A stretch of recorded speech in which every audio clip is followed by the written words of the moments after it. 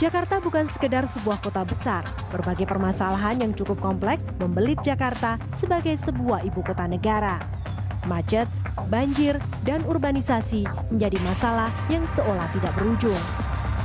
Permasalahan Jakarta idealnya juga menjadi permasalahan negara. Permasalahan DKI Jakarta tentu tak bisa diselesaikan sendiri tanpa campur tangan pemerintah pusat. Sebelumnya pemerintah DKI mengeluhkan kemacetan dan banjir di Jakarta yang seharusnya juga menjadi tanggung jawab pemerintah pusat. 8 dari 16 sungai di Jakarta misalnya merupakan tanggung jawab pemerintah pusat. Begitu pula jalanan di Jakarta yang menjadi tanggung jawab bersama pemerintah daerah dan pemerintah pusat. Pemerintah pusat seyogyanya memberikan dukungan regulasi maupun pendanaan kepada pemerintah kota DKI Jakarta. Kini di tangan Ahok, bagaimana Jakarta akan membangun sinergi kinerja antara pusat dan daerah. Pak Ahok, ini kalau kita bicara soal penanganan kemacetan, salah satu proyeknya adalah monorel. Nah, ini ada yang mengatakan bahwa kok Pak Ahok kayaknya mencoba untuk menahan-nahan. Nah, ini gimana sebetulnya, Pak? Makanya saya bilang, itu kan sengaja dijual ke opini seperti itu. Saya katakan di dalam pola transportasi makro, kajiannya sangat jelas. Bahwa kita butuh semua alat transportasi massal yang berbasis rare. Salah satu adalah monorer. Pertanyaan saya adalah, pernah nggak mereka iklan di dalam seminar mengatakan mereka minta jatah 80% dari properti untuk membiayai monorer. Dan katanya itu satu periode 30-50 tahun hanya disewakan 25 juta. Apa itu bukan inside trading? Saya kasih Anda hak ruang udara sebanyak 200.000 meter persegi. Kalau itu disewakan 25 juta per meter per tahun, dapat berapa ratus triliun Anda. Lalu Anda mengatakan itu hanya dijual untuk 30 tahun sampai 50 tahun. Kalau gitu bisa aja Anda menjual ke perusahaan Anda dong. Itu kalau ini macet, Anda dipasang di tengah. Secara estetika, arsitek, betul nggak? Ini ada Senayan City, ada Plaza Senayan, di tengah ada 4 lantai. Terus kalau macet, Senayan City sama Plaza Senayan mau nggak kasih Anda nyambungin?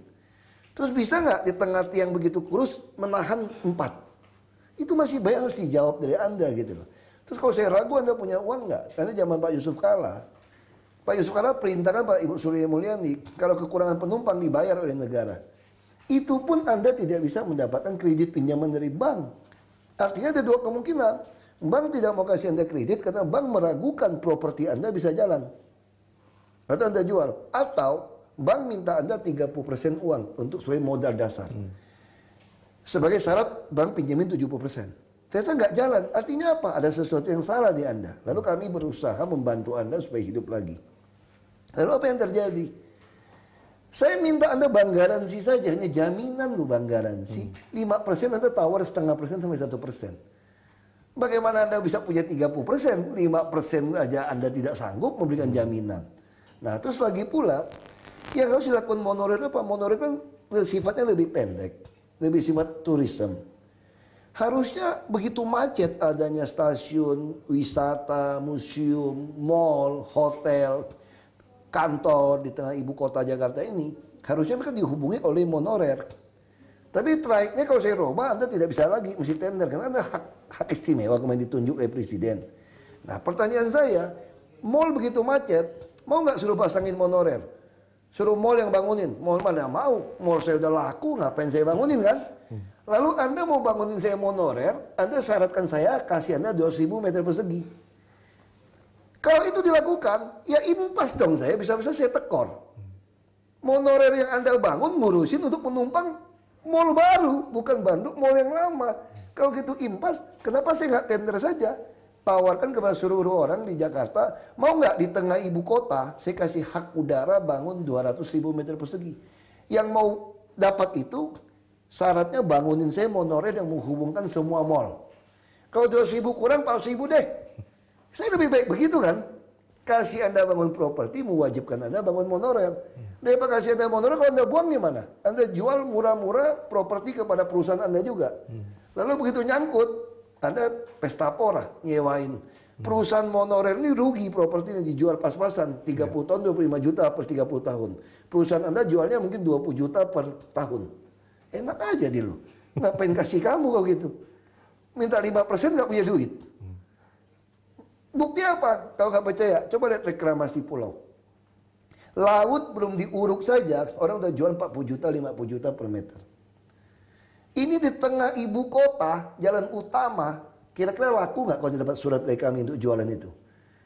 Kalau dia jual itu 25 juta saja, kalau dia bilang kali 30 tahun lebih mencurigakan lagi. Dia sewakan murah-murah 25 juta per 30 tahun, dia dapat 5 triliun. Kalau ongkos dia bangun 2 triliun, dia untung 3 triliun.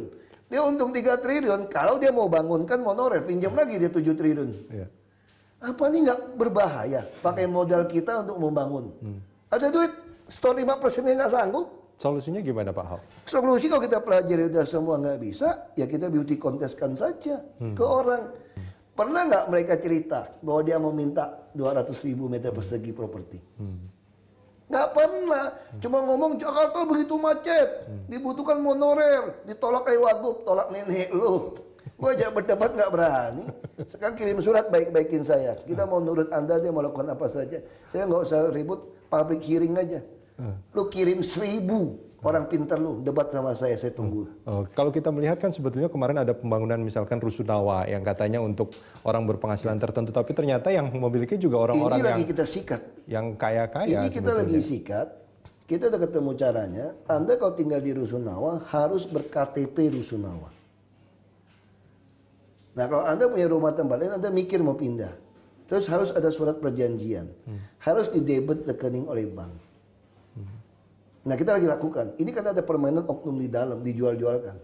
Rakyat kecil miskin juga ada oknumnya juga. Dia juga jual. Nah ini yang lagi kita sisir. Yang tinggal di sini siapa, kita akan mulai memidanakan mereka. Akan mempidanakan? Iya, kita nggak peduli. Kapan itu akan dimulai Pak? Kita siapkan, saya kasih mereka sampai Juni. Semua harus dibereskan. Kita akan kirim pasukan polisi untuk periksa. Ya. Nah kalau tidak, Anda bangun berapa ratus ribu unit pun dimakan dari orang. Iya, dan itu akan dijadikan investasi bukan tempat tinggal sebetulnya. Ada yang punya 10-20 kita mulai sita. Nah ada yang sewain kepada pelajar. Kosnya dia bayar kami 150.000 per bulan. Dia sewain 1,5 juta satu orang kos. 2 kamar 2 juta, 3 juta. Oknum-oknum lurah juga ada pernah kita tangkap. Ya ini bertahap. Terutama dinas perumahan ini main semua di dalam situ. Yang khusus ngurus begitu. Tapi kita masih harap masih ada yang baik di dalam. Jadi yang kita mau bereskan. Baik. Pak Ahok, kalau kita bicara soal kemacetan, soal banjir, kalau saya tidak salah Pak Ahok juga sempat mengatakan bahwa ini mestinya bukan tanggung jawab Pemprov sendirian. Artinya pusat juga harusnya terlibat. Nah ini sinergi yang seperti apa sih sebetulnya yang diharapkan? Pemerintah pusat kan BPN di bawah pemerintah pusat. Ya cabut dong peraturan. Orang menduduki tanah negara, duduki sungai waduk. Masa saya mesti ganti dia uang kerohiman? Dari mana dasarnya? Dia tidak dipenjara, udah terima kasih. Dan kita juga pindahkan dia ke rumah susun. Ini pusat malah bikin cari gara-gara namanya kan begitu kan. Ini apa ada oknum pejabat-pejabat yang punya tanah-tanah girik saya kira gitu loh. Dia udah beli berapa puluh hektar. Makanya dia membuat peraturan supaya ini bisa diganti. Jangan-jangan ada oknum pejabat yang main. Yang presiden nggak ngerti masalahnya kan, tahan tangan aja kan. Itu masalahnya saya kira. Di luar semua kewenangan dan semua tanggung jawab yang sekarang ada di pundak Pak Ahok. Pak Ahok sendiri punya mimpi nggak? Jakarta harusnya seperti apa? Ya sama seperti mimpi Jokowi lah. Jakarta jadi kota modern tertata rapi, tapi manusiawi. Baik. Pak Ahok, terima kasih banyak sudah bersama kami di interview. Ya demikianlah perbincangan saya dengan pelaksana tugas Gubernur DKI Jakarta Basuki Cahayapurnama atau Ahok, dan di interview masih akan kembali usai jeda.